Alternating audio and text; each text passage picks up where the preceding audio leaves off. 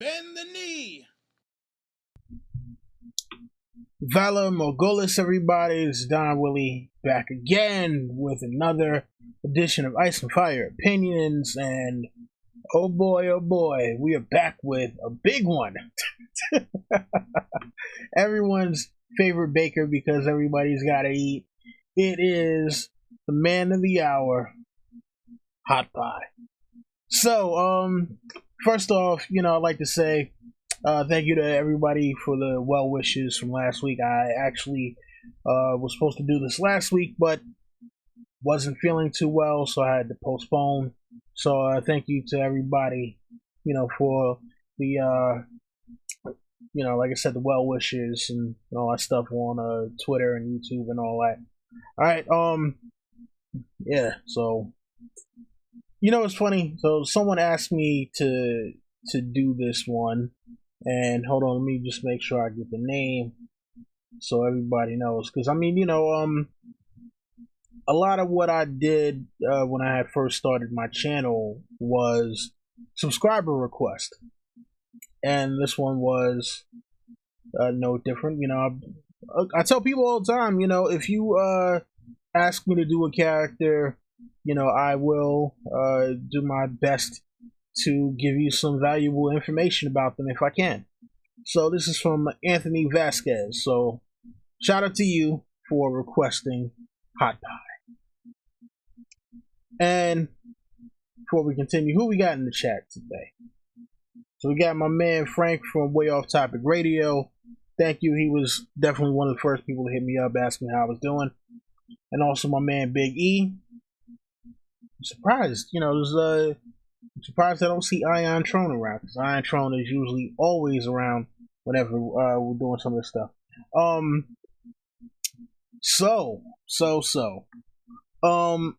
Hot Pie is a fan favorite character who has been brought back a couple of times in the show that doesn't appear as much in the books. Now, his appearances with Arya are a little more extensive because he's traveling with Arya, and we get to learn a little bit more about him in the books than we do in the show, which is the case for a lot of characters. But it's like after he parts ways with Arya in the books, we don't see him at all after that. But in the show, he's been brought back for 2 cameo appearances, which it's like, in the gloomy world of Game of Thrones and A Song of Ice and Fire, you need people like this to kind of balance things out, just to lighten things up a bit. And shout out to Meridian Mormont from South Africa, joining me from all the way across the Atlantic.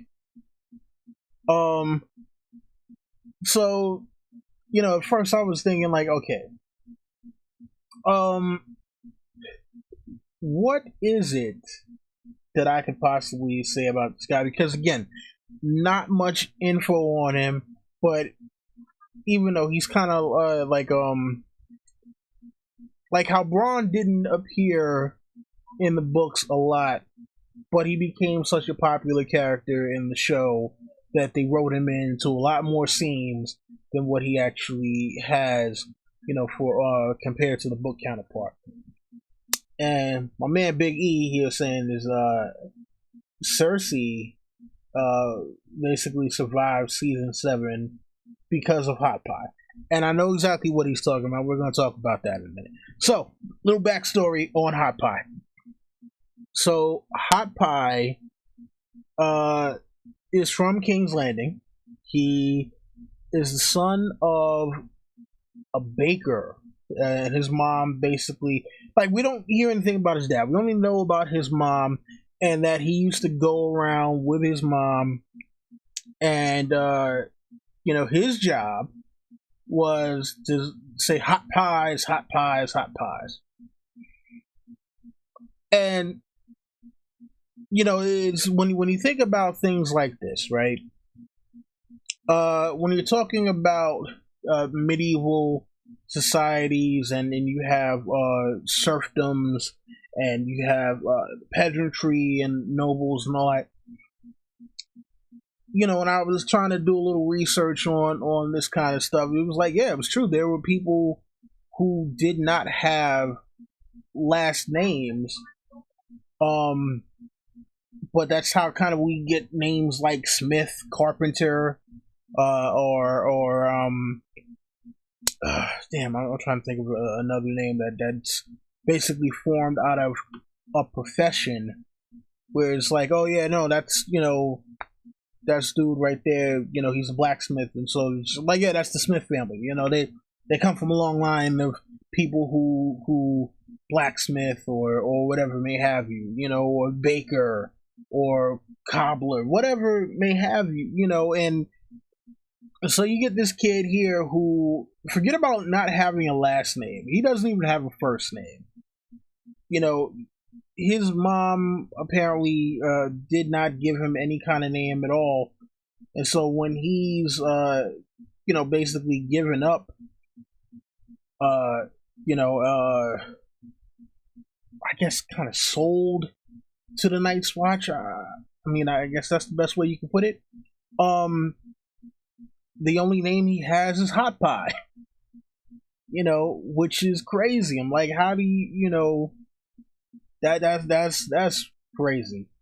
Oh, shout out to Renee and also Jayon Calrissian and Ralphie George. And yeah, they're throwing up some other names like Miller, Fletcher, shout out to Leslie Powell, Yeah, so that's kind of crazy. So, here you have this kid who's off to join the Night's Watch with Urine, who comes and picks him up, and it's him, Lami Greenhands, and again, here we go, Lami Greenhands. I'm like, when this dude, the Hound, asks what the fuck is a Lami, yeah, what the you can't even argue with him about that one. Shout out to my man Sir L.T. Giles. Yeah, you can't argue with him about what the fuck is a Lami, because that's not a name. And why did Lami have green hands? Because dude, I think he used to dye leather or something like that. He used to use dyes, so yeah, his hands just got turned green from all the dyeing, and he never really got to wash his hands like that. But Hot Pie, when the first time we actually meet him is when Urine is gathering up his recruits for the Night's Watch. He's got Gendry, he's got Arya, he's got Hot Pie, he's got Lami, he's got Jack and Hagar, he's got Rogue and Biter, even though we don't know who they are at the time. And Hot Pie is trying to be tough. Him and Lami are trying to bully Arya. I kicked the boy in the balls to death. Like, what? Come on, man. And Arya is able to see through the bullshit, because that's just, who she is. And, after a while of kind of breaking down his tough exterior, that's where she learns more about him as a person, as opposed to this kind of act he's trying to put on. And you find out the dude really is, kind of a gentle heart, and he's just somebody like anybody else in that world trying to survive. And so it's funny though when, because in the books, for those of you who have not read them, there's a part like the same like in the show where you get the Lannister soldiers who are looking for Gendry. Urine drives them away, but then later on they come back. But by then, Urine and his recruits have kind of held up in an abandoned castle, and you know what? I'm trying to think if it's Duskendale. I don't know. It's a ruined castle, but a lot of the ruined castles still have places where people can kind of kind of sleep in for the night, or defend themselves or whatever. So when the Lannister men come back, uh, like everyone is doing their kind of war cry, and Arya is screaming Winterfell, and Hot Pie is yelling Hot Pie. Because I mean, like, he's got nothing else. Like unless he's going to yell out Flea Bottom or something like that. So it was just kind of funny that here he is. He's launching these stones off the battlements or the parapets or whatever the hell it was. I forgot exactly what they described that they were, and he's yelling Hot Pie while trying to stop these soldiers from killing them.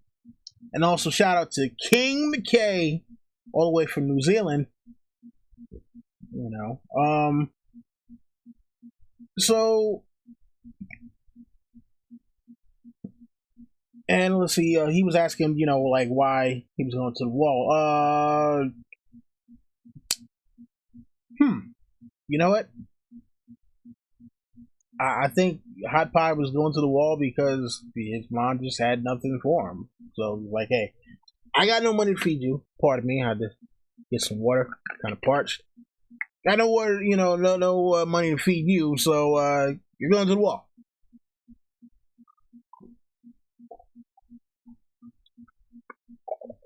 Which in this world seems to kind of be the thing. You can either join the Night's Watch or try to join the Sellsword Company or, whatever may have you. So, so it's just kind of, crazy that here you have a kid because, you're not sure how old he is. He's obviously older than Arya. Arya at the time, I believe, was like 8 years old. So he's maybe 10 or 12 at this point, going to join the Night's Watch, having absolutely no idea what he's in for as far as life is concerned. And had he made it to the wall, he most likely would have been a steward because he's not Sam, obviously. Sam is a learned person, but I mean, like basically the only thing about them that's similar is the two of them are fat and they come from south from south of the wall. That's pretty much it. It's like they're fat and they come from south of the wall, and that's about the only two comparisons I can make to Sam and Hot Pie. But some of the other funny things about him. So in the show, I think they did a good job at portraying like the fact that he's trying to put on the brave face through the middle of this war, because at this time this is started from the War of the Five Kings, and he's him, Arya, Gendry, all snatched up by the Mountain, taken to Harrenhal, and they're talking about how the Tickler grabbed somebody out of the pen where they got all the prisoners locked up and tortures them one by one. So Hot Pie is sitting up there like, and I forget if it was his idea or if it was someone else's idea that I forget whether it was his idea or someone else's idea to say like, oh well, if you don't want to get picked, if you want to show them that you're not scared, because they only pick the people who are scared, because people who are scared are the ones who've got to be guilty or whatever it is that they've been accused of. If you want to show that you're not scared, you got to stand there and you got to make sure to look them in the eye. And so I think Hot Pie was following someone else's lead. And he's staring down the mountains, trying to keep that brave face on. Looking him in the eyes, and he's up there, mountains up there, like, all right, who am I picking? Who am I picking? Picks the guy right next to Hot Pie. They pull him out, torture shit out of him, and next thing you know, you see Hot Pie pissing his pants. Which, hey, listen, what do you want him to do? Like, there's nothing much that can be done with him at that point. I mean, they put a rat in a bucket, strap the bucket to your chest, and try to get the rat to eat through you. I'm not gonna say that I would have pissed my pants, but there's a very good chance I might have. I'm not going to try to sit here and say I'm the toughest motherfucker in the world. No, I'm not going to do that to myself. That's nah. I'm not going to play myself like that. So, I found it interesting though. So when Tywin comes in, he puts everybody to work, because shit, they're trying to, like, the Lannister men are some goddamn savages, man. They're just sitting up there like, all right, fuck it, we're just gonna torture whoever and kill them all. Tywin is sitting there like, yeah, what the hell are you doing? We got a labor force here. Find out what these people do and put them to work. So, Gendry becomes a smith, Arya becomes cupbearer, and Hot Pie becomes a baker in the kitchens. And in the books too. I mean, he's actually liking. He's like, hey, look, this could be a lot worse. We could all been dead. And when Arya hatches the escape plan, Hot Pie is kind of reluctant to go because he's like, we kind of got it good here right now. We don't have to worry about food. We're not out in the cold anymore. It's like, yeah, okay, if we talk back, we might get a slap. I don't need to talk back. All I want to do is just bake pies. That's all I just want to bake. That's all I want to do. I'm fine with just doing that. But Arya kind of convinces him at the point of a sword that, hey, you know what? We need to get the hell out of Harrenhal, do something about it. So, in the books versus the show, so it's different how they do things. Jaqen H'ghar is involved in their escape in the show versus the books, where Jaqen H'ghar is involved, but it's not to the same extent, because at that point you get the Boltons who take over at Harrenhal, whereas in the show, nobody really takes over at Harrenhal. Like, at least not. Yeah, the Starks don't take over at Harrenhal. Like, they're. I think the Lannisters. I don't know. It's funny because with the Harrenhal thing in the show, there comes a certain point where it's just like, Harrenhal. The fuck is that cast? Like, it almost seems like they just Harrenhal. Like, why are we talking about Harrenhal at all? That shit just does not exist whatsoever. But I find it interesting that Hot Pie escapes with Arya. The three of them are like, okay, we're gonna try to find our way to the Wall, or to Winterfell, because Arya's like, look, we can get to Winterfell, we'll be all good. But no. In fact, they try to get to Riverrun because they hear things here and there about Robb's movement. So they're just like, look, we just need to meet up. Well, Arya is saying, we just need to meet up with Robb. Once we meet up with Robb, everything will be all good for all of us. We'll be good to go. And then, unfortunately, they run into the Brotherhood without banners. And shout out to Kat and also G-Math, who are up in here. And so, when they meet up with the Brotherhood without banners, there's very little dialogue about Hot Pie. After that, um, because they get taken to the end at the crossroads. Hot Pie decides, I'm staying here. I'm good. They got somebody to watch over him, and he's just like, look, I'm chilling. I'm good. And that's the last time that we see of him in the books. So in the show, though, there's first thing he does, he meets up with Brienne and Podrick. He overhears them talking about looking for Sansa, and I'm trying to think. They may run into Hot Pie at the end of the crossroads, because there's that whole kind of there's kind of that whole running joke of Sansa. I'm not Sansa, but Brienne looking for Sansa, where she's like, I'm looking for my sister, a maid of 3 and 10 with auburn hair and green eyes, and it's kind of like, yeah, man, George wrote Brienne is like one of the most clueless people in the world.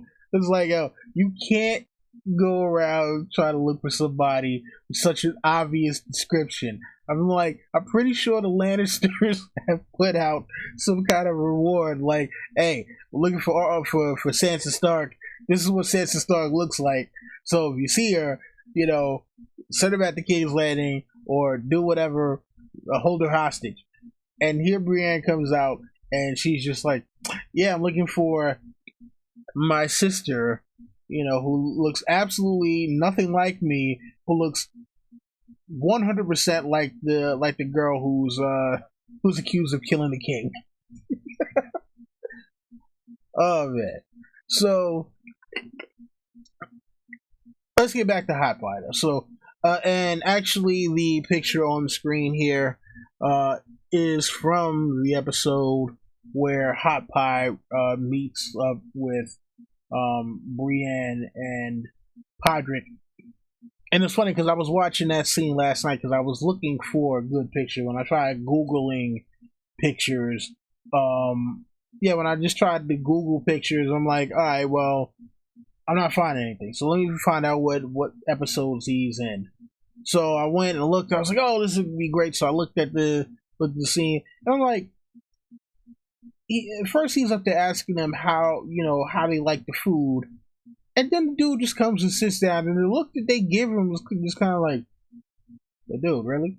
Like, we're trying to eat, we're trying to talk. You're just gonna come and, like, I understand you made the food. I don't necessarily want my damn chef sitting at the table with me, though. Now, that's the look they gave him. Look, for me, if I'm at a restaurant and the chef comes and sits down and wants to talk to me about how he made the food, if the food is good, hey, you know what? I want to learn. So, yeah, sure. Come sit down. Tell me your secret. You got to brown the butter first? Okay. That's how you got the flaky crust, huh? Okay. That's what's up. That's what's up. So, yeah, it's just like, if you guys get to go back, watch that, and just look at the interaction and look at the look on Pod and Brienne's faces when he grabs the chair and sits down. Just kind of like, yo, dog, seriously? Like, oh, so you just gonna sit there? Oh, really? That's what we're doing? Okay. That shit is hilarious, man.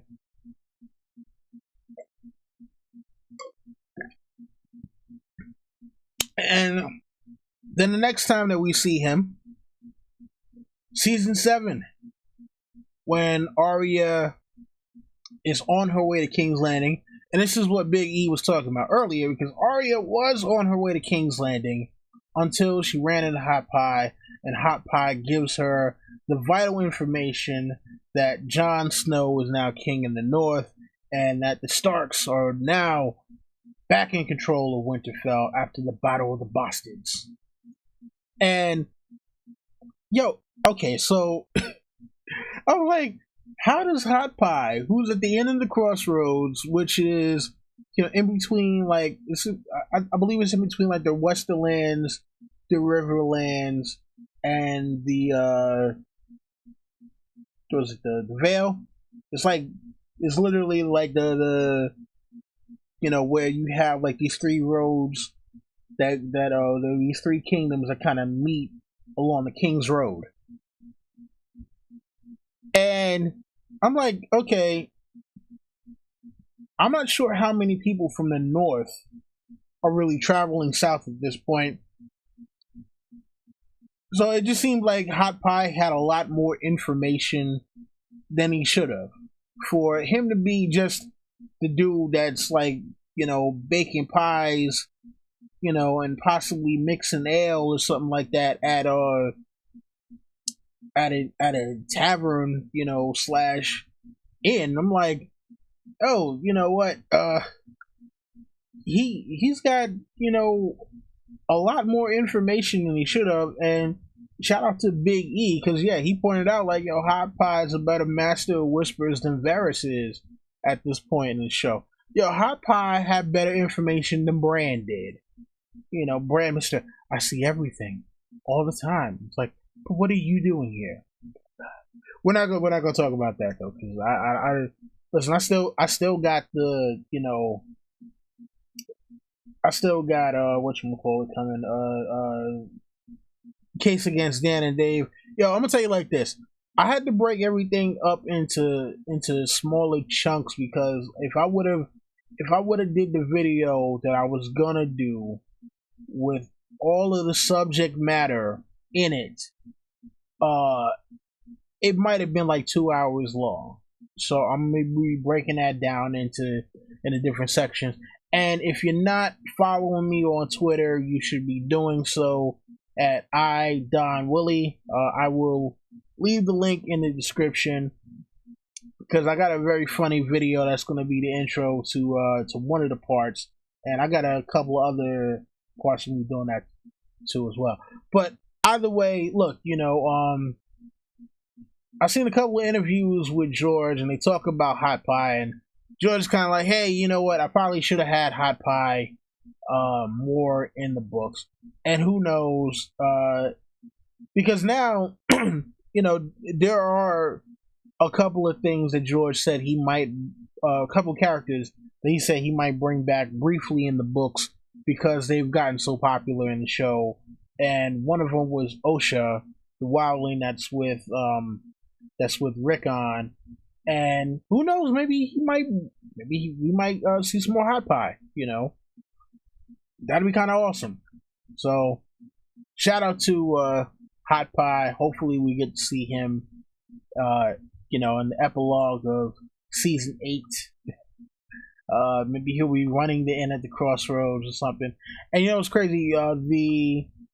The actor who plays Hot Pie, I believe, actually owns a bakery in England, either England or Ireland now. Because of his fame from Game of Thrones. And look, we love to see people come up. We love to see people use their talents and make a name for themselves. So shout out to the actor who plays Hot Pie. And whenever I get over to across the pond, as people sometimes say, I will try to visit his bake shop and get me some direwolf bread, because why not, right? But let's go to questions. Let me just put this in the chat so everybody knows.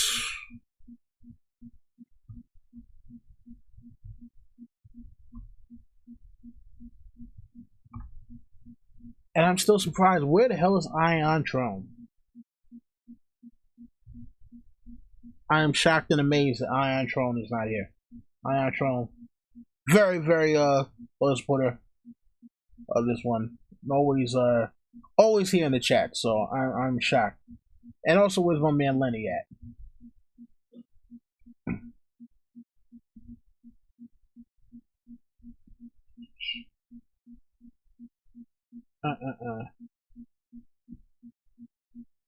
Okay, so we got one here from Leslie Powell. Will Hot Pie become a parallel to the Rat Cook? Um, well, see, here's the thing, though, right? So, with the whole thing with the rat cook was he invited someone into. Well, no. It's not that he invited someone, but yeah, the Night's Watch invited whatever king that was. The king was a dick, and Rat Cook killed his children and made him eat it or whatever. I can't see Hot Pie inviting someone to the inn at the crossroads and then killing their kids and serving their kids to them. I can't see him being that kind of guy. Like that would, man, that's a little rough. Yeah, man. Nah, I can't see that would happen.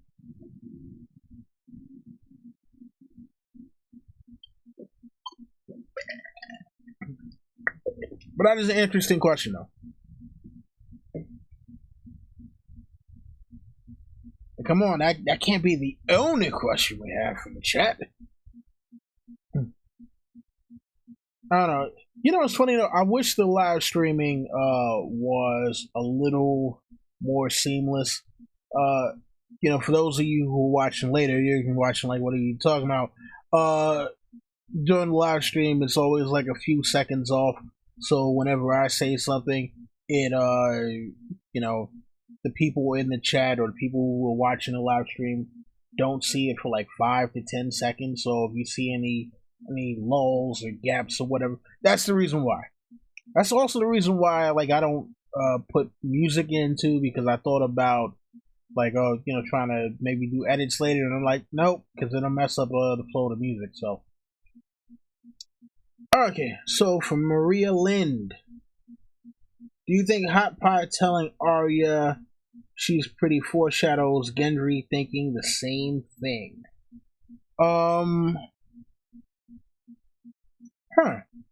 Interesting.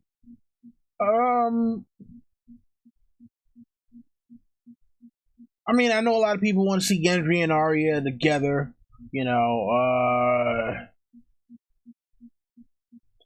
He could tell her the same thing. Whether she care or not is a totally different thing, because they've kind of given Arya this very tomboyish, kind of asexual thing, where she's just not interested, in guys or girls.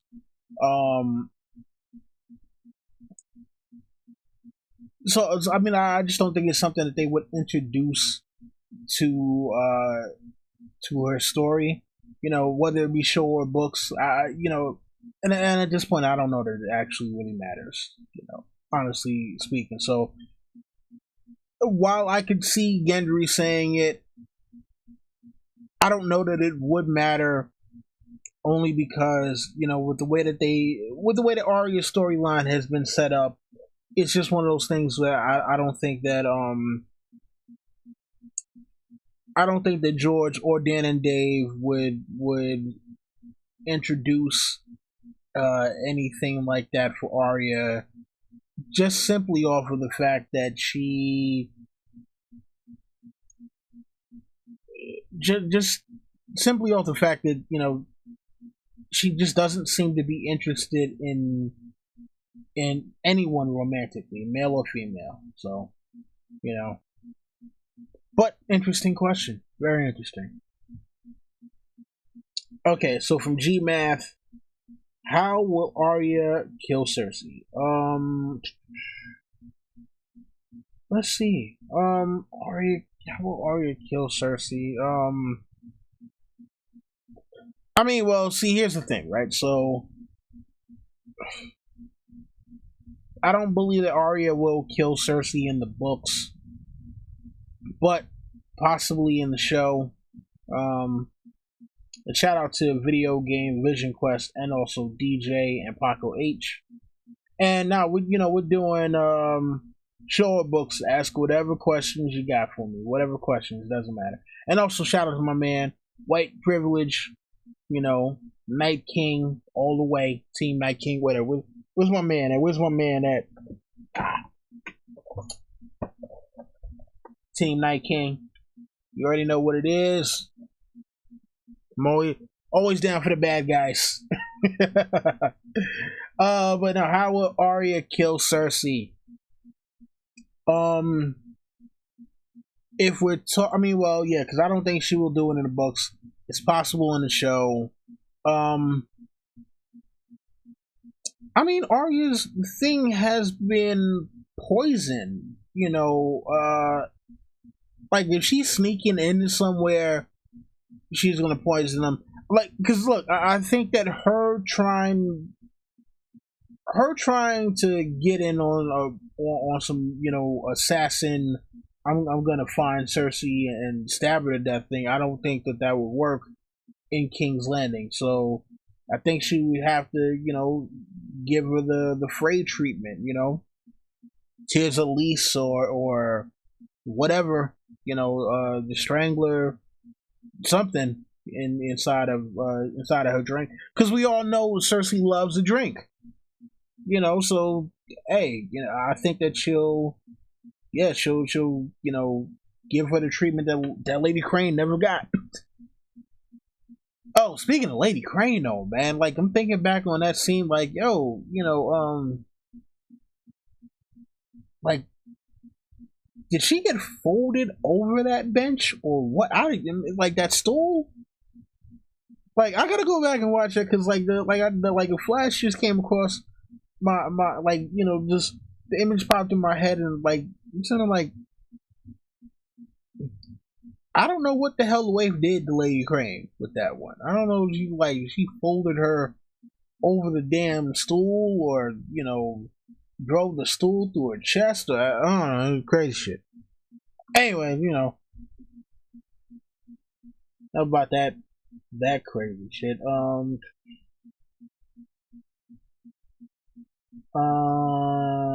Here.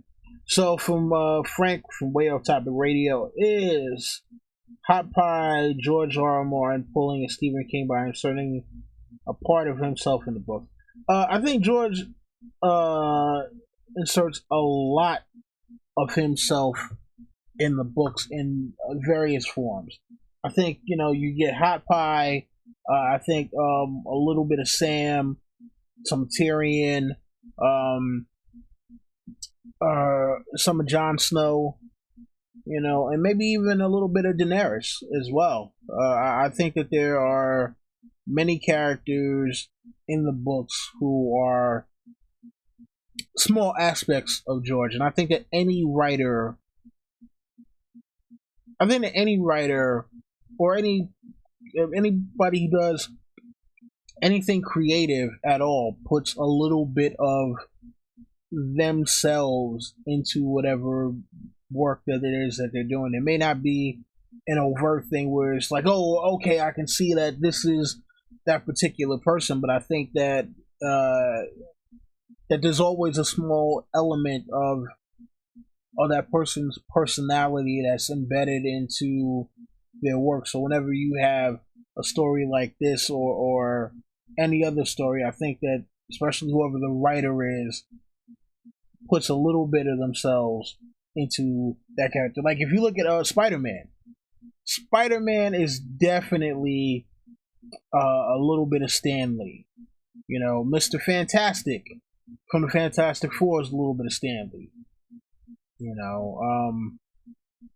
Whereas Jack Kirby, when he was doing Fantastic Four, he's more like the Thing. He's a little bit of Orion from the New Gods, but he's also a little bit of Darkseid as well. So every writer puts a little bit of themselves into different characters, and some characters you see it a little bit more pronounced than others. But great question. Let's see here from Paco H. Will there be a Danny and John romance in the books? Oh God, I hope not. Oh man, I hope not. Man. Yeah, man. Shout out to Cardinal Doomsday, also all the way from New Zealand. Oh man, yeah, I don't know. I mean, like it kind of almost seems inevitable, but I don't want it to happen because it would be a little too cliche. I mean, George is the trope breaker. He's the guy that does all the stuff that's not all of the regular average everyday stuff. Um so yeah, I would I hope it doesn't go down like that, but who knows? Or if it does, let it be better than what they did in the show, where it was like everybody else is saying, "Oh, look at how in love with Danny you are. Look at how in love with John you are. Look at how in love these two are." And it's just like it came off as totally forced. So I mean, it could happen. It probably will happen, but if it does, I just hope that George. I mean, I hope that George takes his time and putting it together a little bit more seamlessly. Let's see here.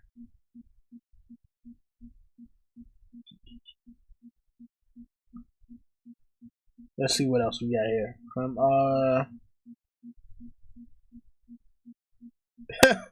Okay, all right. So from video games Vision Quest. If All right, let's see. Something I've been thinking about with Arya. If she skin changes with Night's King, does she get his powers? Um, huh? Probably, probably. Oh man, yeah. Probably. All right. So from G Math, the book question is like, why did Varys give Gendry to the Night's Watch? Is he just a pawn for Varys, or did he know something else? So I think that Varys gave Gendry to the Night's Watch, basically because he look with everyone kind of starting to catch on with the whole Cersei and Jaime incest thing, and Joffrey being a product of that. Remember, he didn't want Stannis to be king. And if you remember, later on, Stannis was like, "Oh, I'm gonna take Edric Storm around to all of these different lords and show them, like, oh, look, this is what a Baratheon looks like from birth or whatever." And I think he didn't want Gendry used as that, to be the catalyst for Stannis possibly taking over, because Stannis had Melisandre with him, and this dude hates magic. So I think it was just like, all right, well, get rid of Gendry, and that's just another way to kind of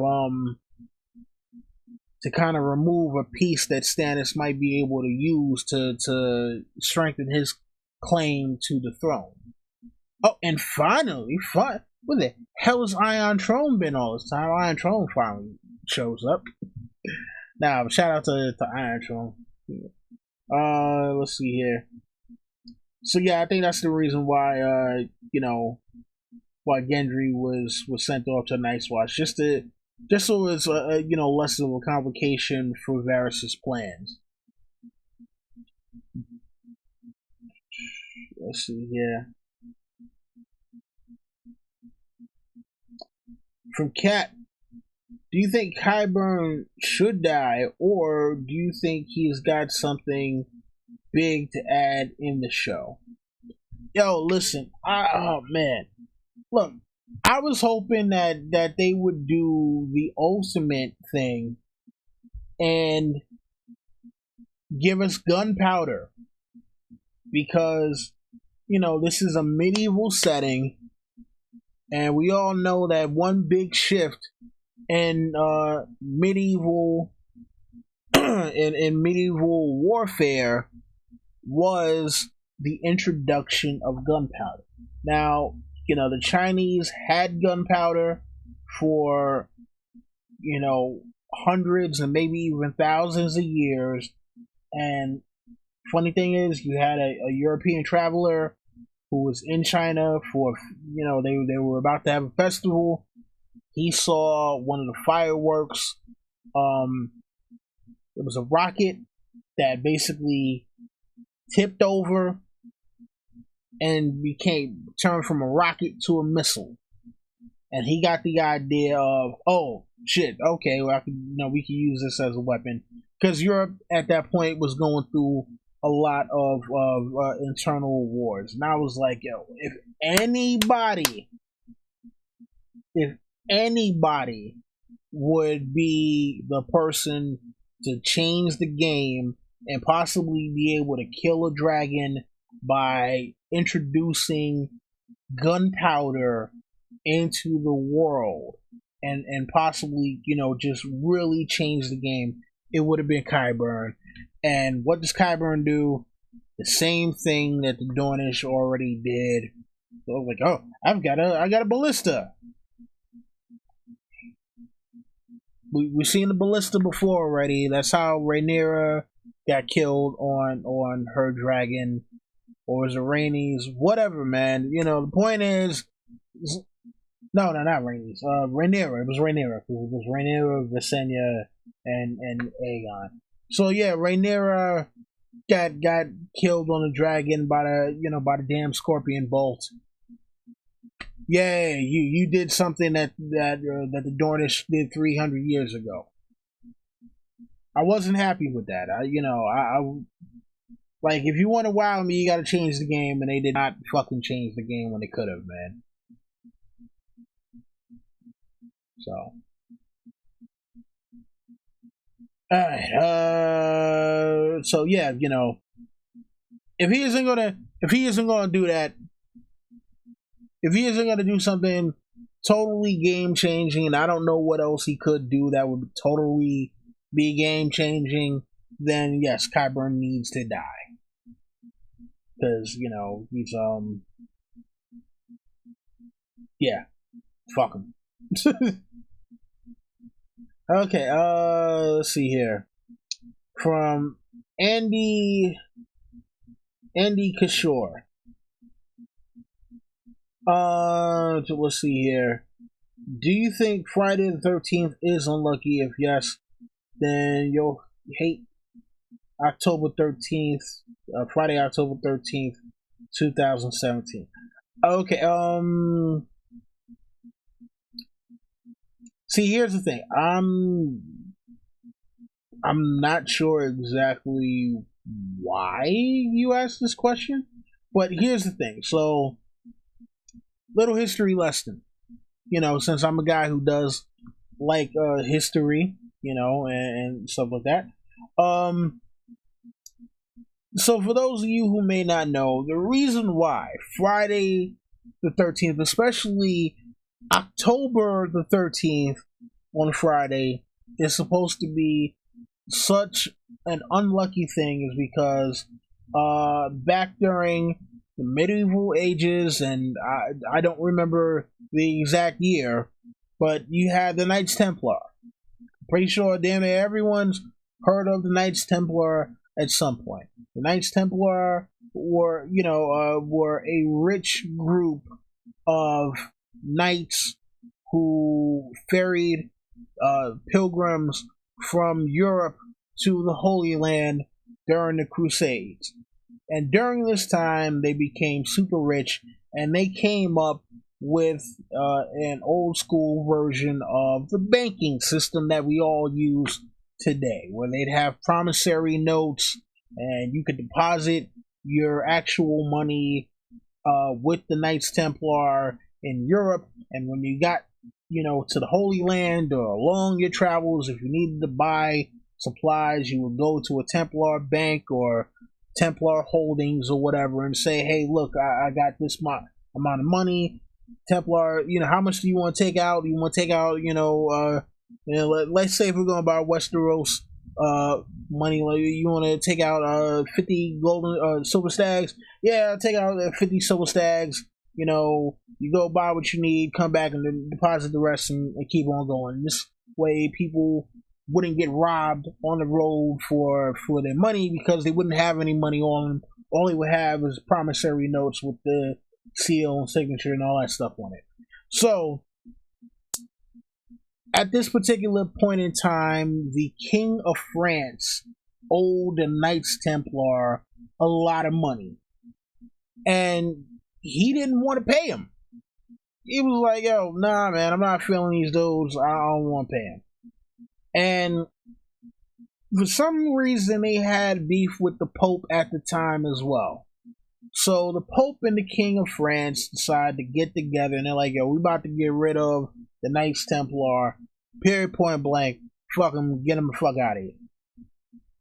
So on October 13th, a Friday, they sent out an arrest warrant for all the heads of the Knights Templar and gathered them all up, had them tortured, labeled as heretics, killed, slaughtered as many of them as they could, and ever since then, Friday the 13th has been said to be an unlucky day, especially if it's an October Friday the 13th. So, while I don't see it as an unlucky thing or have any particular issue with Friday the 13th, if you want to go by historical context or whatever, or if that's what you want to choose to believe in, have at it. I got no problem with it.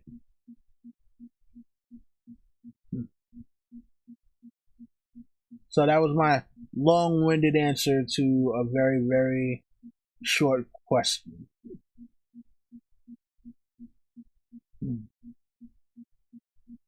And GMAF says if Qyburn gives gunpowder, Sam has to give the printing press, which would be absolutely stellar. That would be awesome. Absolutely awesome if he did that.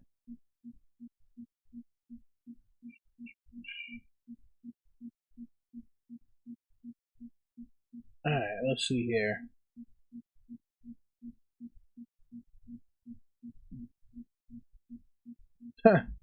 Helicopters versus dragons next on Sci-Fi. Oh man.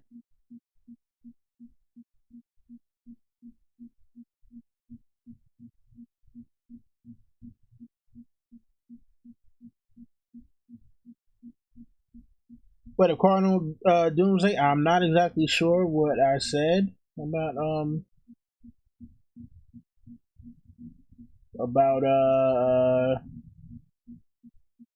the John and Danny thing. I don't know. I don't like I said, I hope that doesn't happen. But who knows? I mean, enough with the damn incest already, man.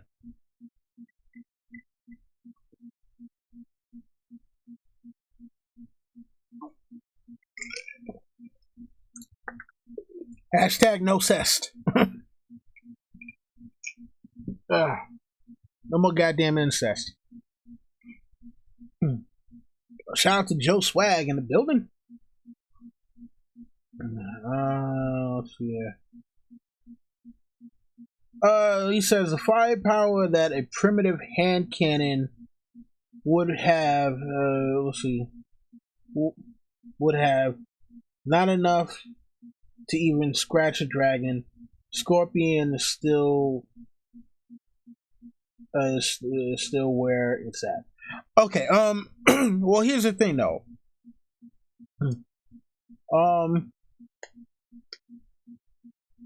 I mean, you got to figure hand cannon, one thing, but why in the world would Qyburn stop at a cannon? Remember, you're talking about a fantasy setting where they have a wall made of ice that's 700 feet tall. I don't think there's any way that Qyburn would say, okay, we're just gonna build a hand cannon. Oh, you guys are getting an echo out of me?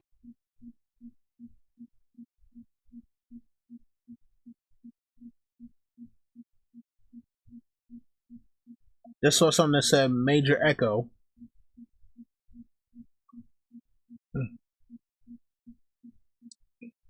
But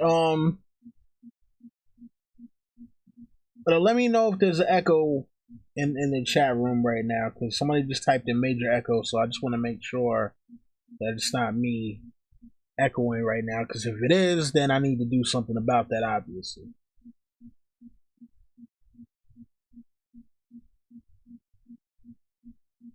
Oh, I'm saying it's good now. Alright, so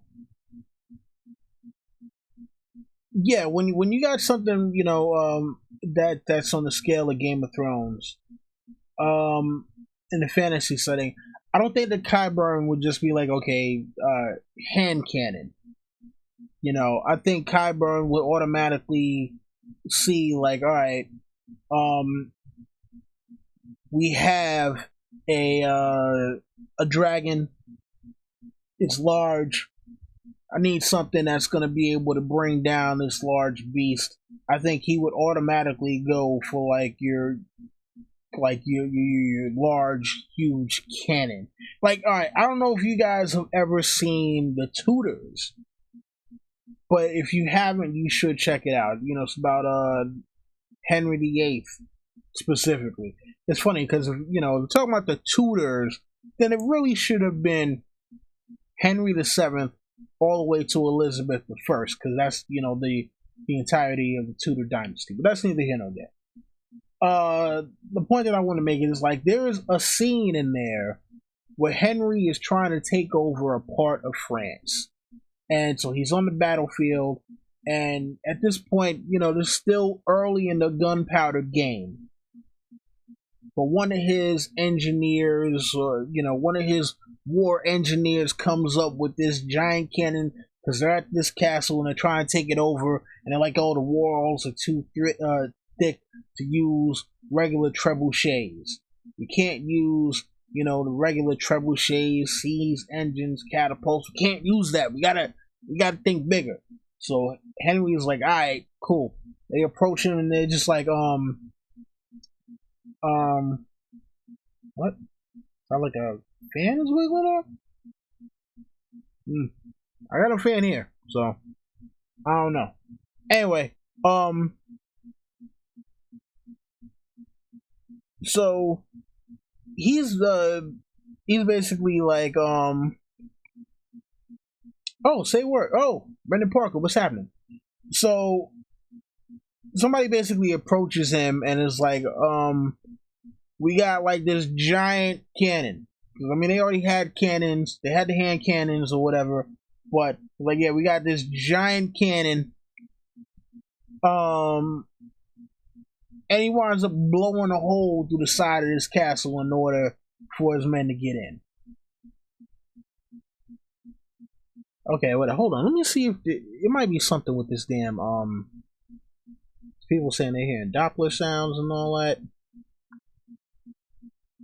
Let me just make sure I'm not tripping on me right now.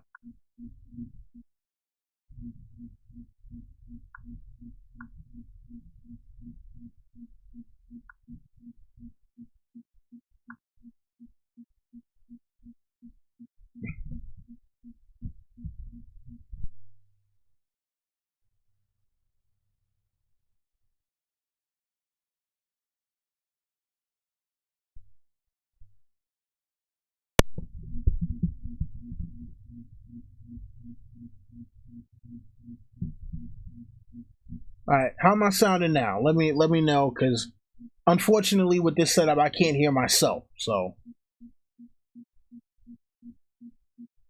but it's funny. Like I'm looking at the mic meter now, and every time I'm not talking, I can see it kind of still moving. Listen, man. I'm gonna tell you.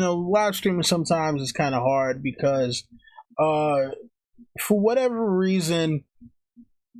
Yeah, for whatever reason, you get stuff that happens with the sound, and trying to figure out exactly how to get it so it's not trippy is difficult. I'm gonna turn this up and see if that'll work. Yo, I honestly don't. I wish I knew what to tell you guys as far as that's concerned, but hopefully it's not impairing the stream too much. But I don't know. All right. Anyway, so what the hell was I now? So yeah, Henry blew blew a big hole through the side of the castle, and I think that if Qyburn was going to create a firearm to bring down a dragon, it would be something akin to that giant cannon.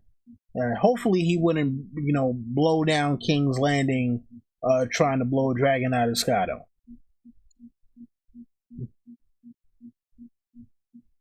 All right, so from my man Big E, let's see. Will Qyburn create the AK-47 with dragon glass bullets to kill the White Walkers? Yo, that would be ill.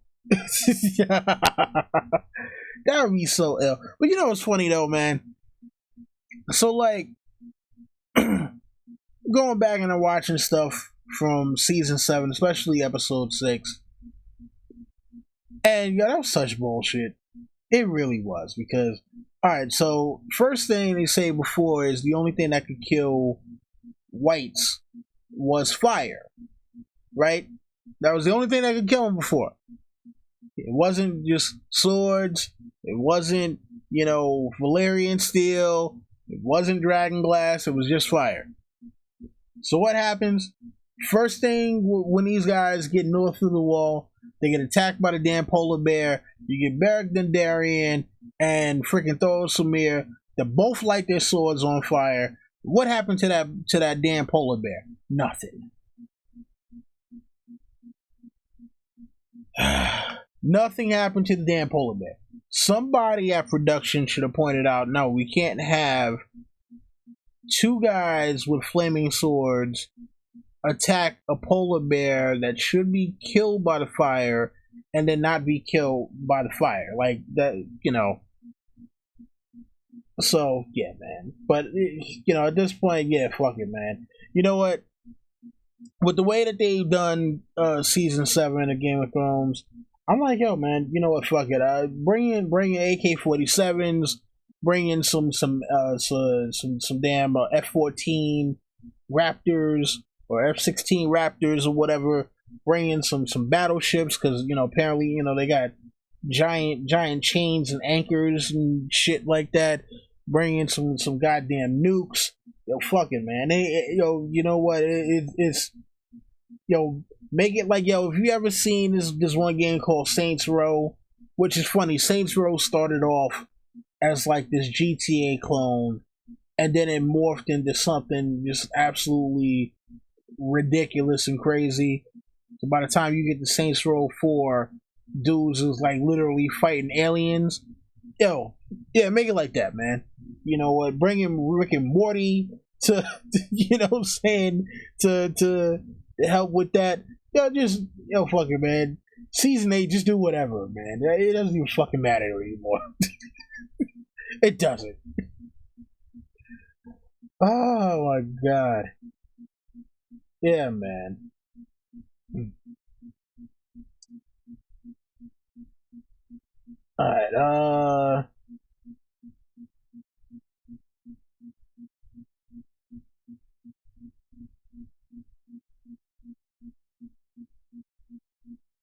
Alright, let's see here.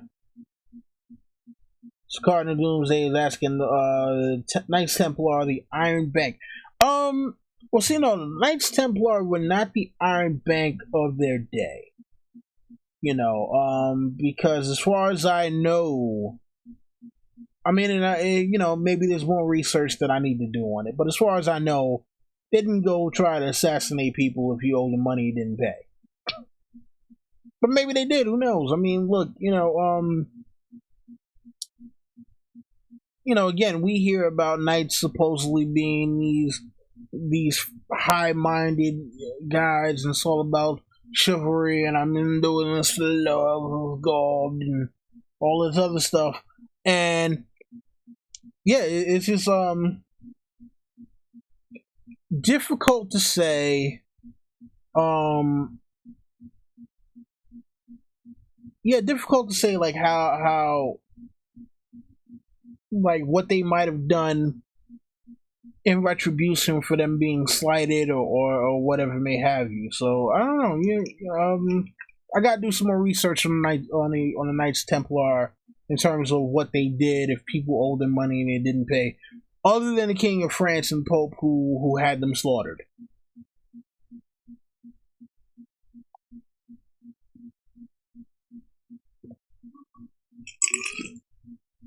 Because maybe that's why they had them slaughtered as a preemptive measure. Like, yeah, we know the Knights Templar are not to be fucked with.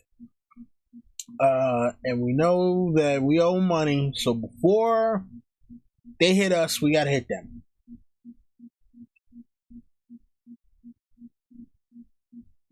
They gave him that straight up whatchamacallit, the Michael Corleone from Godfather Part 2. Was it Godfather Part 2? Yeah, it was Godfather Part 2. He had everybody slaughtered while he was getting his nephew christened or whatever. Yeah, Leslie Powell says hashtag free ghost. Yeah, free ghost, man. And it's funny, so like now we got the whole thing with it's possible that they might have already leaked season 8 scripts already, and what was it, preview for Nightfall? Yeah, it's possible they leaked all the stuff for season 8. Some people are saying it's false. I'm gonna read over it again, and depending on how valid I think it is, I might actually do some videos analyzing and pulling that shit apart. Because for some of the stuff I heard people saying, like I only really heard a couple of people talk about episode 1, and they were talking about, oh no, this got to be fake because it says Theon is like, and I'm not gonna give spoilers just in case, but like I was saying that Theon is in a place that he shouldn't be because he said he was going to go rescue Yara. So they cite that as a major reason for why they think it's fake. But I'm like, look, man, after season 7, I don't put anything past Dan and Dave whatsoever.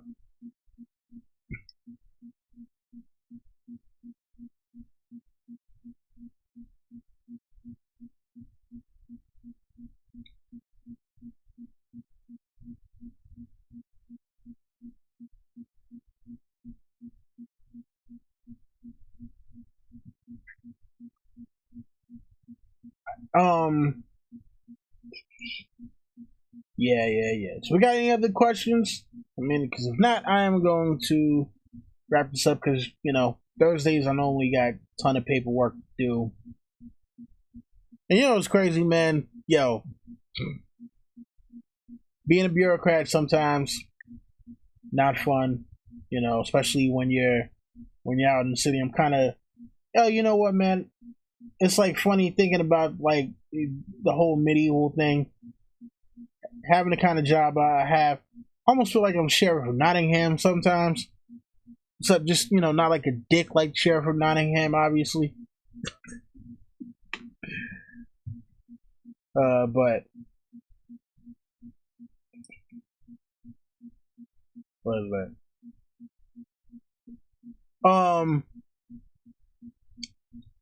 But Leslie Powell was saying that she checked out a show called Nightfall. Yeah, and I think I saw something about that on the History Channel. Like, everybody's trying to get their own kind of medieval thing, and the History Channel is usually pretty good at some of this stuff. in terms of it looks very cinematic. Um, like, and that's the crazy thing, because I look at a lot of shows sometimes, and I'm like, all right, I understand some of the stuff is made for TV, and you might not have the crazy, super massive budgets.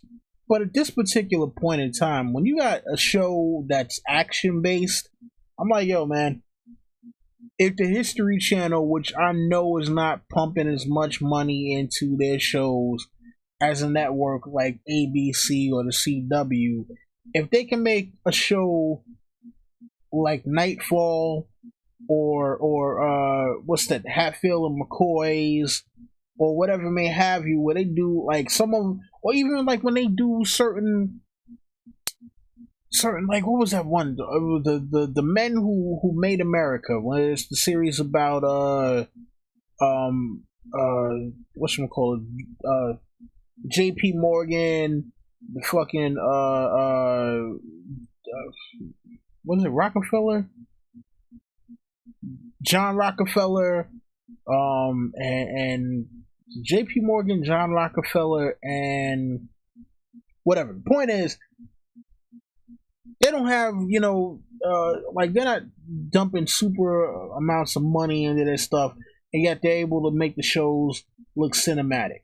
Yo, man, some of these people need to step the damn game up. I understand it's TV, but if the History Channel can make this shit look, something like a movie, and I'm pretty sure they're not spending the amount of money on their stuff like some of these network TV shows are. Yeah, man, network TV is fucking up, and that's why people are out here, Netflixing it up all day now, because you guys are just, you guys just don't care, man. You guys don't care about quality.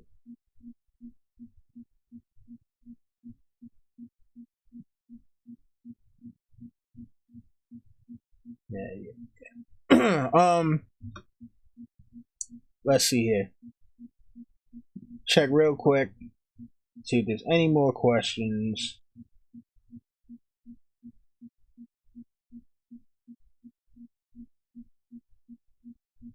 Oh, let's see, from Brendan Parker. Is there something in the books you want to see in the next season a lot? I'd like the Dragon Knight scene where he hops the other. Oh, I know what you're talking. You're talking about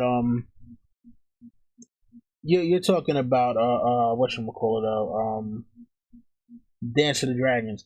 I mean, look, if anything, I mean, because they might do a Dance of the Dragons show. I mean, apparently George is working with Brian Cogman on one of these prequel series. They're pitching 5, and they're going to pick the best one out of the 5.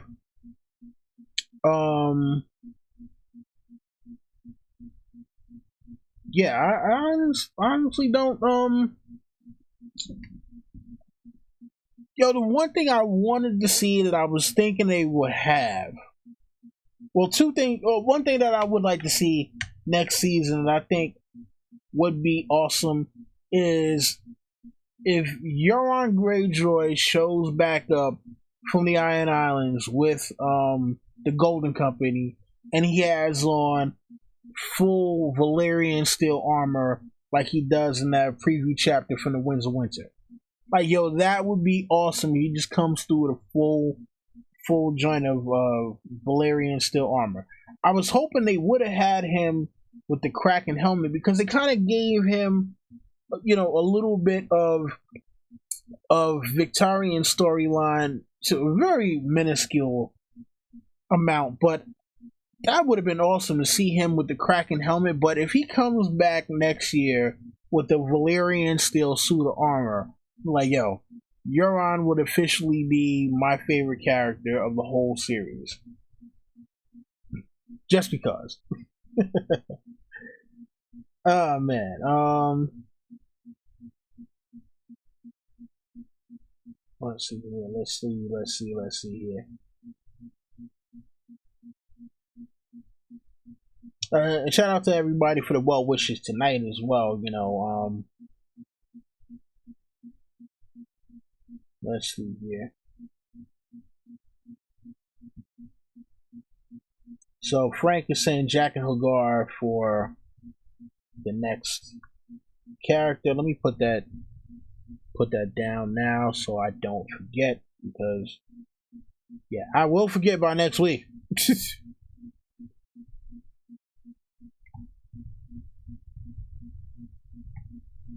Topic: Jack and Hagar. Alright, so video game Vision Quest asks, do you think Hot Pie will survive the series? Of course.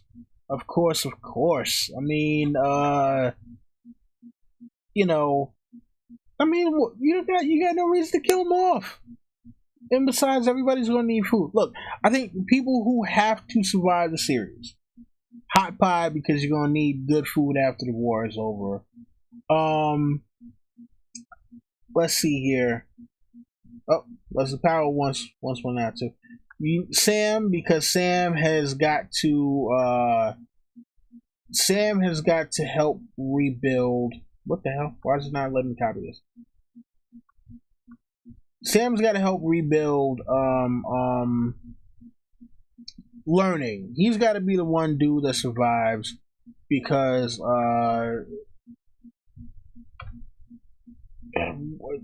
somebody needs to teach future generations.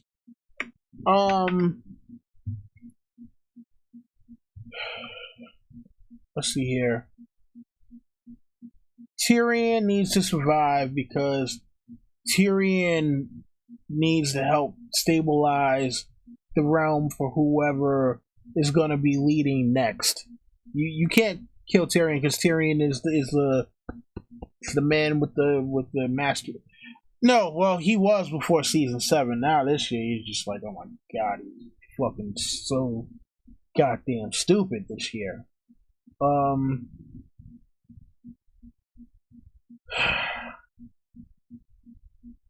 Who else needs to survive? Like, has to survive.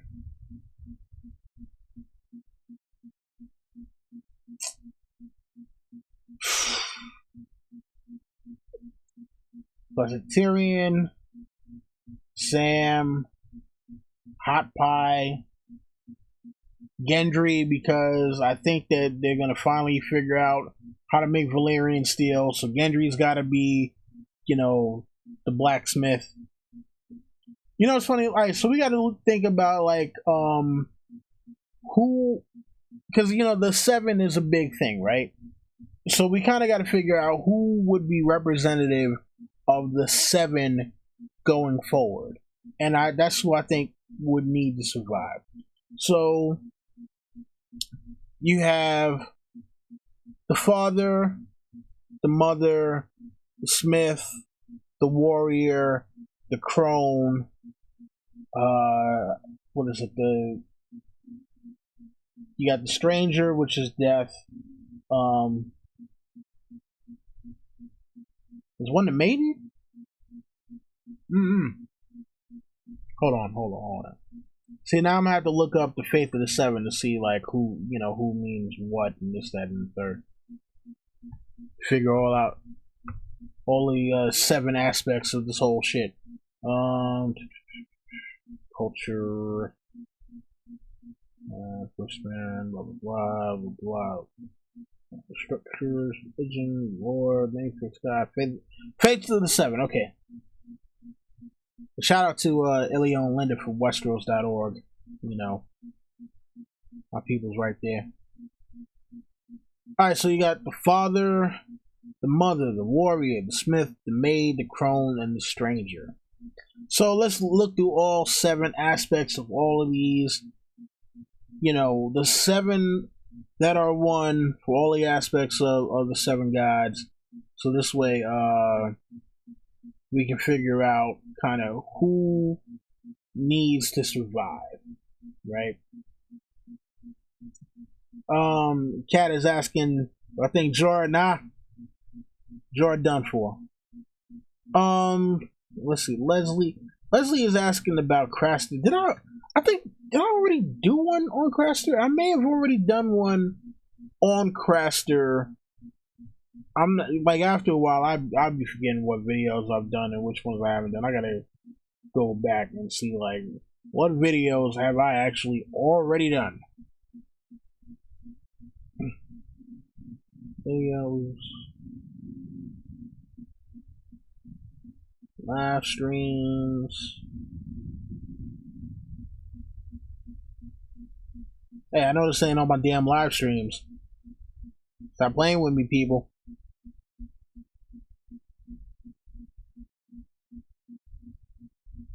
Okay, so I've done Ramsey, Jamie, Marwin, Theon, Euron, Night King, Ned. I know I did Catelyn.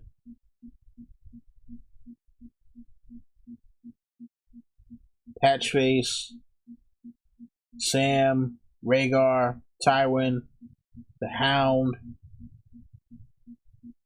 Why am I not seeing all of these though? Like, cause I know I got more than. I know the first one I did was Catelyn, and that was that was thanks to Tony Teflon. So hold on, give me 1 sec while I figure it out. You guys discuss who you think is going to survive in the comments based off of the faith of the 7. And who do you think those 7 will be?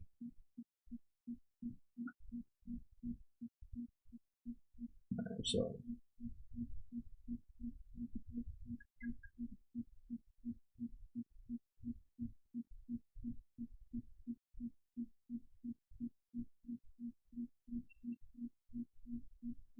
okay, so I have not done Craster. I will add Craster to the list.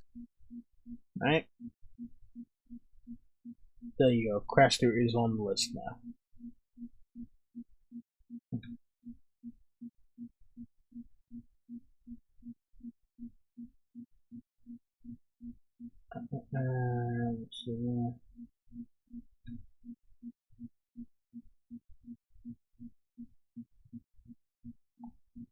So Septuagint Sapphires are asking, is it just me or Elio and Linda a little bit too salty about show differences? There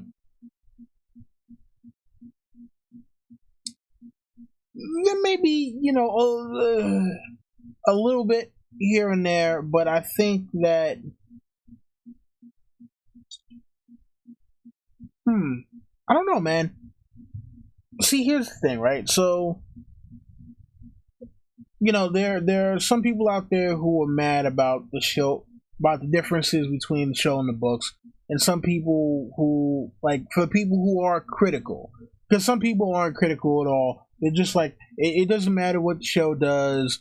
Everything's fine. Everything is great. Everything's awesome. If it's on the show, then it was great. And it's like, all right, man, whatever. You know what? I wish people would stop telling me this whole fucking just turn your brain off and enjoy it. I'm sorry. I don't have that kind of mind. Okay, or at least no. Like that's not what I came into Game of Thrones for. So I'm not gonna now say, okay, let me turn off my brain and try to look at it like some mindless drivel. That's nah, man. I can't do that. Anyway, all right. So yeah, but I look. I mean, Elio doesn't even watch the show anymore.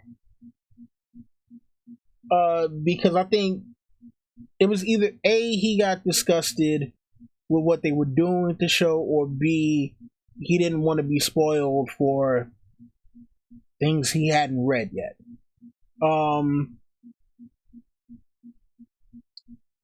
Linda still watches, and honestly speaking, she doesn't go as hard on it. Like last year, she was going extra hard. Last year she was just, she was spraying the AK on him, just going in hard. This year she's just been like, all right, fine. I know they're gonna fuck up. So her system now is just how many eye rolls did I give throughout the episode? you know, uh, and so it's not as super critical as it could be.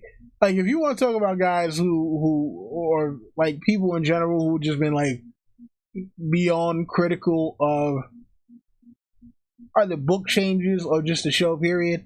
I mean, you got, of course, myself and the Hypes Watch. You got my man Quinn from Ideas of Ice and Fire, who totally, was just chopping this shit up to shreds. You got Preston Jacobs, who just been, chopping this shit to shreds. I'm trying to think of anybody else who's been like very the Dragon Demands, who somebody I just learned about recently, who like, oh man, he's been going in, like, and it's funny, like he does like hour or 2 hour essays about like things that they fucked up on. Like I was watching one of his videos today while I was well, not watching but listening to one of his essays today, like throughout the day while I was at work while I had time. And he was going in on like the difference between book Cersei and show Cersei, and basically how show Cersei is not Cersei. Apparently there's this ongoing joke about her being called Carol, which I didn't even know that people were calling her Carol Lannister. I'm like, okay. Yeah, so check out the Dragon Demands. He was wow. Yeah, that dude was going in. It was hilarious, man. Yeah, man. But nah, yeah, Septa, you should watch Linda's video reviews from this year. This year, it was just kind of like, look, I already know it's not A Song of Ice and Fire. It's Game of Thrones. It's just how bad is it gonna be? And like I said, she was fair with the reviews. She was fair. She didn't go out of her way to trash the show. And I don't think that anyone. That's the thing. I think a lot of times when people are critical of the show, you have people who just say, oh well, you just hate the show just to hate the show. Oh, shout out to AU Pack Mule. I don't think it's that. I think it's that, look, people, when people critique something, it's because they want it to be the best that it can. Like no one is sitting there, at least no one with any rational mind looks at a TV show or any work of anything and says, I want this to be bad so I can pick it apart. Not unless that's like somehow their shtick, where it's just like, oh, I'm looking for things to pick apart. No, if it's something that you actually like, you pick it apart so you can show the creators, like, look, come on, sit with me, talk with me. How did you come up with this? Like, what did you really think that you were going to be able to sneak this past me? That this was. Come on, man. We know you can do better. We know that you're better than this. Give us the better than this that you actually are, please. And sometimes it comes off.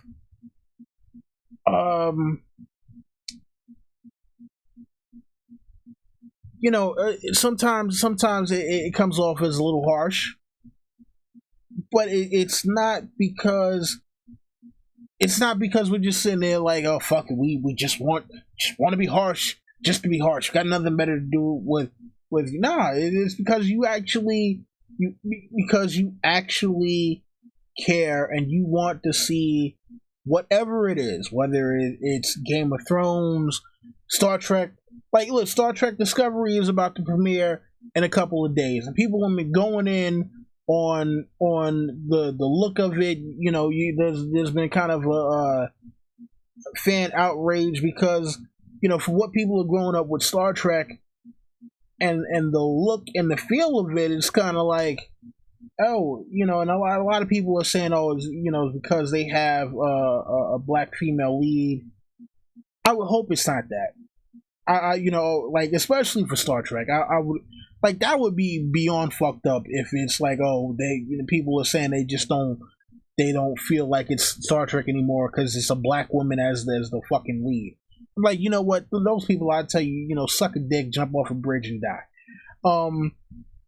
But to me, like the way that they kind of made it is like, oh, sci-fi action adventure, and like Star Trek for me was never, some action adventure kind of thing, and that's why to me I'm just kind of like, all right, I'll watch the first episode, but I'll be damned if I'm paying $10 a month for some fucking CBS All Access to watch fucking Star Trek. No, you should have just made it a fucking TV series and put it on TV. But enough of me with my extra long ranting about whatever. Damn. There was something I was gonna answer now. I totally forgot. I just got fucking super sidetracked, by that. Oh man. Let's see here. Sorry, I'm scrolling through the comments. Let's see here.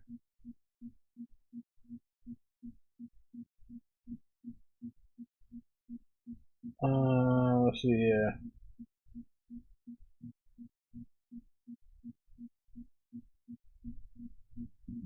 Man, oh man.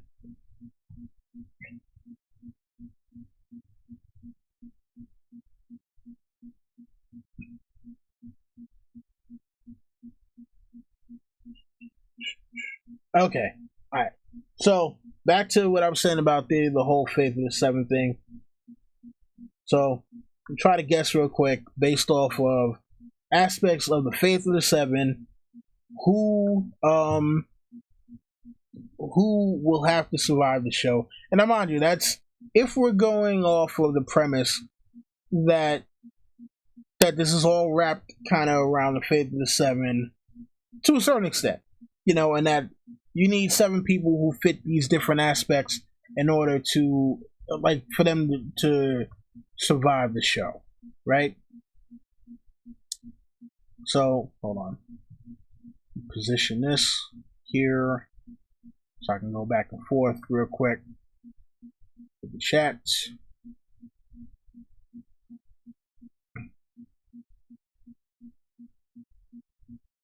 Okay, so, all right.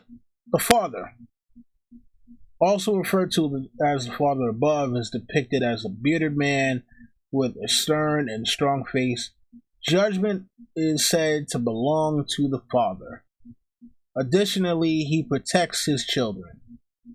He is often prayed to for justice, and the phrase "May the Father just you," may the Father judge you justly, is often said among followers of the Seven.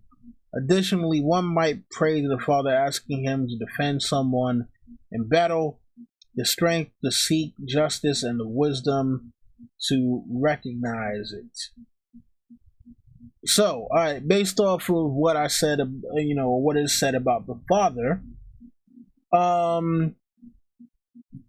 we got anybody in the chat got any suggestions on who they think would be the role of the Father at the end of the story?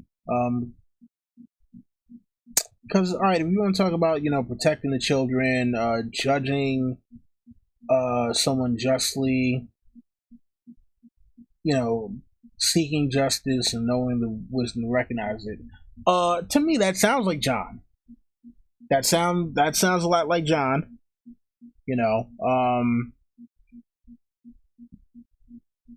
Could be someone else, but to me that sounds like John. All right, so you have the mother, and I'll go back to the chat in a second to see who else, who everybody else is talking about. You have the mother sometimes called the Mother above, is a loving and protective aspect of seven. She is often asked for mercy and to keep loved ones safe. Offerings can be made to the mother when a woman becomes pregnant to praise the mother for giving the gift of life.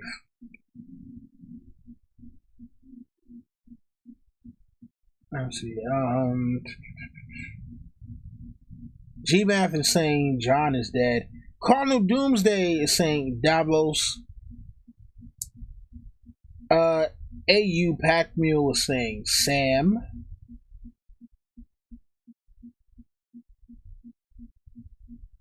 G-Math was saying Ned Stark. Ned Stark is already dead though.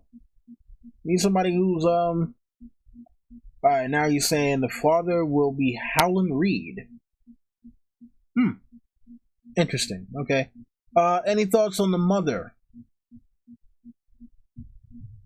Who would be the mother? Often ask for mercy.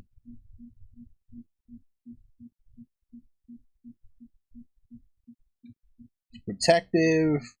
Offerings can be made to the mother when a woman becomes pregnant. I'll be honest with you. Not sure who the mother would be for this one. Alright, let's look at the warrior. The warrior is always depicted with a sword and protects followers of the seven from their foes. The warrior is often prayed to for courage, as Septons teach. Most men make offerings to the warrior before battle, while others might say a prayer.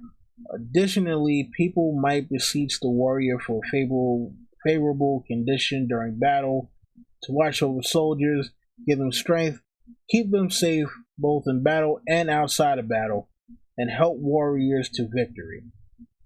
He might also be asked to bring peace to the souls of the slain and give comfort to those who are left behind.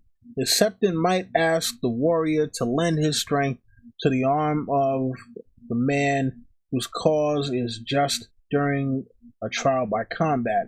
The phrases, "May the warrior defend you," and "May the warrior give strength to your arm," are frequently given. Let's go back to the chat here.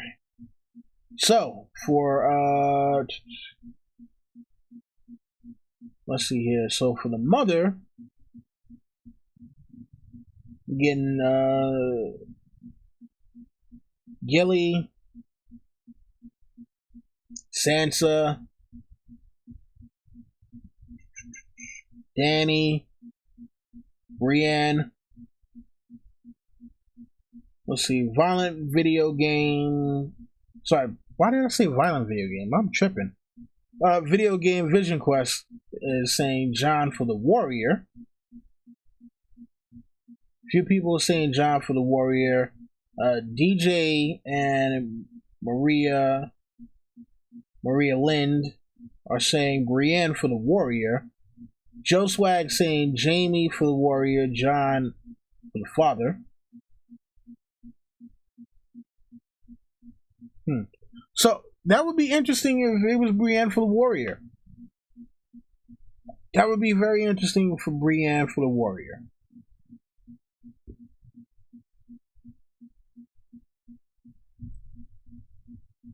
Hadn't thought about it, but yeah, okay. Alright, let's take a look at the Smith. I think we already know who would we consider to be for the Smith, but you know, let's just take a look at the aspect of the Smith and what is said about this person, him, her, probably him. Alright, so the Smith is depicted with his hammer, is the mender of broken things, who puts the world of men to right. Septons teach to pray to the Smith for strength, and sailors might take offerings to the Smith prior to launching a ship as to keep their ship safe. Others might pray to the warrior for protection. Followers of the Seven can show their devotion to the Smith by wearing a small iron hammer around their neck. So, I mean, look, I think we already know Smith, Gendry. Like, who the hell else would the Smith be? Right?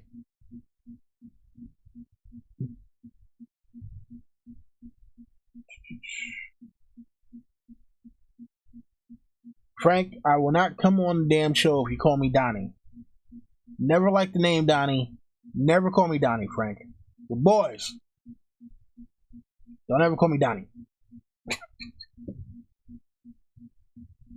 But I will try to get on this Saturday, alright? No promises, but I will try. Alright, so Video Game Vision Quest saying Tyrion may be the Smith. Smith gods are frequently associated with dwarves. Interesting. Very interesting. Oh, Leslie Powell says the Hound for the Warrior could be. G Math says Davos for the Smith.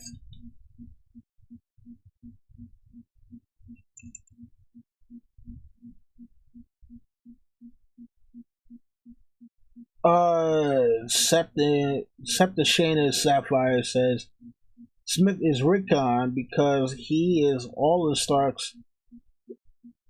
Because he of all the Starks fits the because all of the other Starks fit the damn. I'm sorry, I can't fucking read. I'm sorry, this light is so bright in my eyes right now. Like it does make it hard to read sometimes. Alright, Smith is Rickon because all the other Starks fit the other aspects exactly. Yeah, it could be. You know. I don't know. To me, I'm gonna say Gendry, though. I'm gonna say Gendry.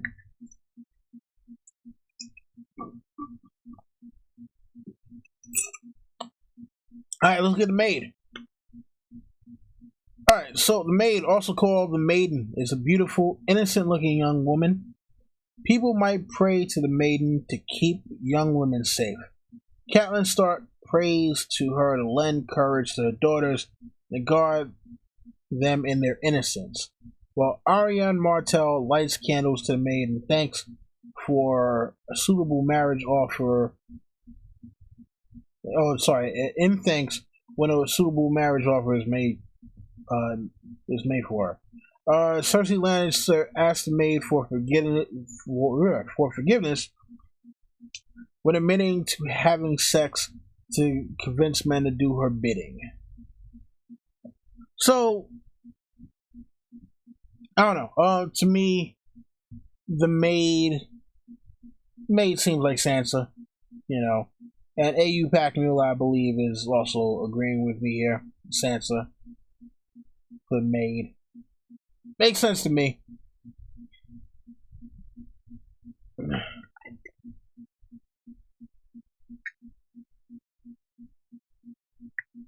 And Leslie Powell and also Maria Lind saying the maiden Sansa.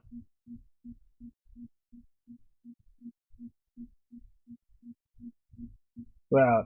Septicine Sapphire says Marjorie or Grey Worm for the maiden. Wow. Grey Worm? Really? That's foul, man. That's foul.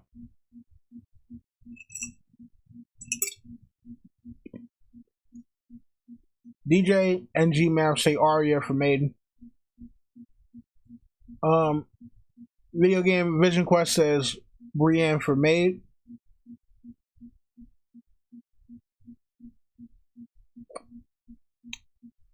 Let's see here. Video Game Vision Quest saying, for going back to the Smith thing, Tyrion also calls himself Hugor Hill, while in Essos, Hugor Hill is like the Andal version of Azor Ahai, if I remember right, and Azor Ahai forged Lightbringer like a Smith. Good point. Never thought about it that way.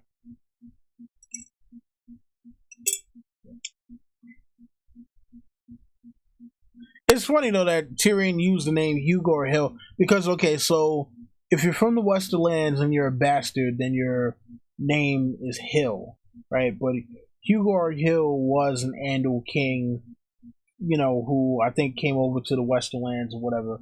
But it's kind of funny though because here you got this guy who you got this guy who is calling himself like the name of a famous Andal king, but also trying to pass himself off as a bastard. So, interesting dichotomy there.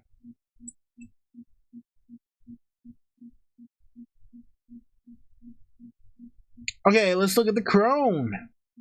Look at the crone. So the crone is an old, wizened, and old. What? Okay, the way this is written is kind of confusing to me. It says the crone is an old, wizened, and wizened, or is it wizened? I've never heard the word wizened, so I'm not exactly sure what the hell that means. I'll have to look that up. Wizened and wise woman whose status shows. No, sorry, whose statue. Yeah, I must really be getting tired right now because I'm just totally reading all kinds of screwy right now. Whose statues often show her with a raised lamp in one hand. People pray to the crone for wisdom and guidance. See, for me, this would either be Sam or Tyrion.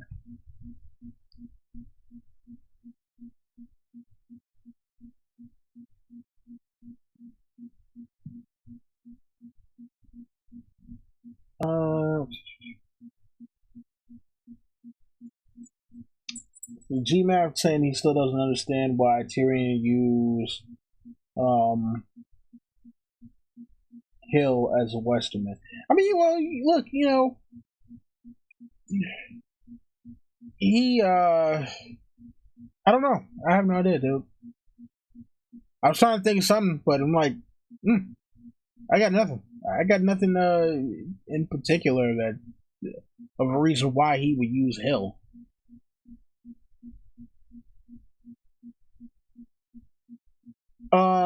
So, all right, for Crone here, GMAP says Melisandre. Let's see. Maria Lynn says Sam. Pack Mule says Melisandre. Leslie Powell says Sam. DJ is saying Sam. See, here's the thing, right? I don't think Melisandre survives the series at all.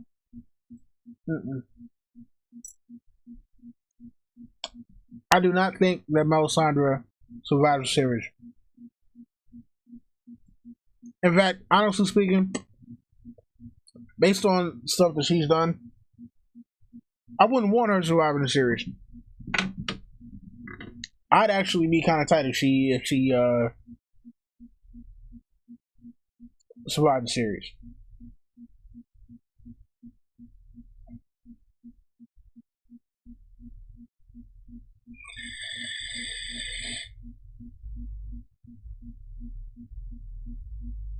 Yeah, man, fuck Melisandre. Evil Red Witch.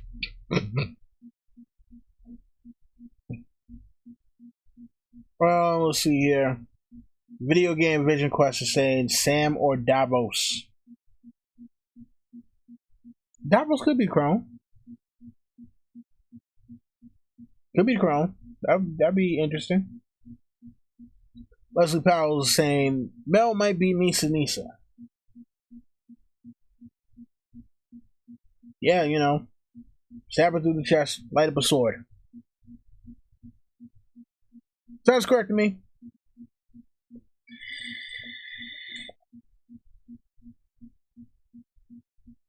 Definitely sounds correct to me.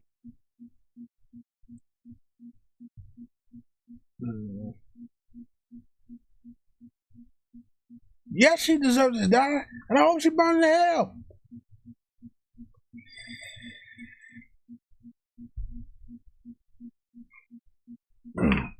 All right.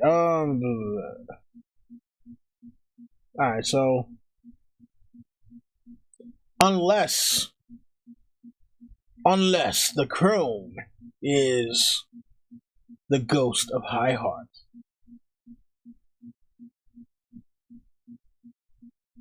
But I don't know why she would be important going forward, though. Like, I'm looking at people who would be important going forward. But last but not least, the Stranger. And then after that, I'm going to wrap this up. So the Stranger is neither male nor female, yet both at the same time. He is the outcast, the wanderer from far places, less and more than human, unknown and unknowable. His is the face of death. He leads the newly deceased to the other world. Those who feel like outcasts might light a candle for the Stranger. Look, I think we already know who the hell the damn Stranger is. I don't even think this needs to be a debate.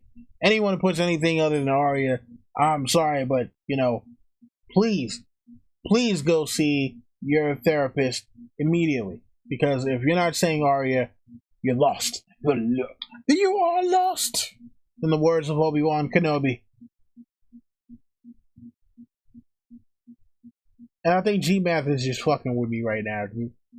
He put Jon Snow as the Stranger. But, okay, if you wanted to make that argument, I guess you could say Jon Snow is the Stranger because he has the direwolf ghost. Right? I mean, is that what we're going for here? But I don't know, man.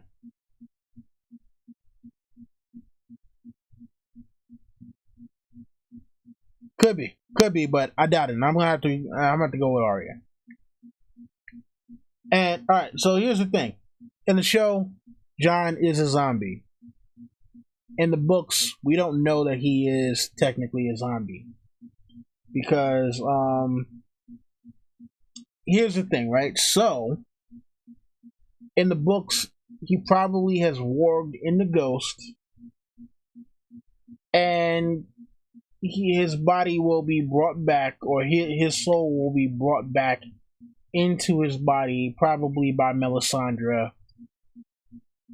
And I don't know, like I probably already said this a million times before, but I believe that Melisandre is going to wind up burning Shireen, thinking that she's going to resurrect Stannis as Azor Ahai.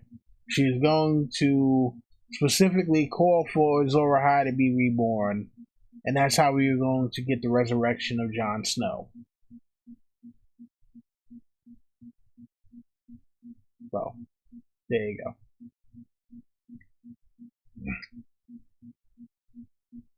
So, Video Game Vision Quest saying Jon could definitely be the Stranger, Jon or Arya. G-Man saying in the books Jon is dead. Until something else happens, that's where I'm sitting. I mean, hey, fair enough. I won't tell you that you're wrong, but you're wrong. We stop playing. Man. Let's see here. Alright, so this will be the last question before I go. And this is from Video Game Vision Quest. Do you think Patchface will help with the burning of Shireen, or does he have even crazier plans? Okay, so will he help out with the burning of Shireen? I mean, because here's the thing, right? Melisandre wants Patchface dead, because she says that she sees like skulls around him or whatever. So I doubt that he would be involved with the burning of Shireen because Melisandre is doing whatever she's doing for the Lord of Light. She does not believe that Patchface serves the Lord of Light. So I can't see him being involved in that ritual in terms of helping out with that, because for one, everybody's thinking that he just speaks gibberish and that he's crazy, and two, like, I think even Melisandre would find it super suspicious if he all of a sudden helped to try to burn Shireen. He probably might try to stop it from happening. I can see him trying to stop it from happening, and either Melisandre or Selyse having him either locked up or executed because of it, though. So yeah, that's what I can see happening with him. But yeah, I don't think that he is going to be helping to burn Shireen. I'm still, you know, there's still a couple of things we need to find out, like in terms of what some of his riddles mean. You know, yeah, I'm hoping we get to find out what all of that means sooner or later. You know. Anyways, though, it has been almost 2 hours. I actually was not planning on going this long, but look, I love hanging out with you guys here. This is always great. You know, so pissed that I got sick and missed last Thursday, but glad to be back. Again, thank you for all the well wishes from everybody here. Cat, damn it! All right, you got me one more. Which was the most disappointing part of season 7? Man, which was the most disappointing part of season 7?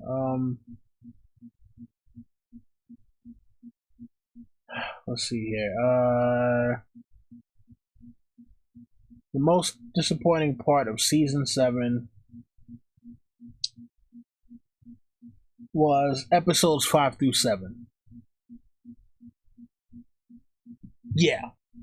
Episodes 5 through 7 were the most disappointing part of season 7. And Littlefinger, no. The most disappointing part, because, I mean, like, you guys already know Littlefinger was my guy. I had the banner up and all. I took the banner down after he died. But the fact that Littlefinger didn't go out like what I think Littlefinger probably, like the way that he really should have. If you go back and really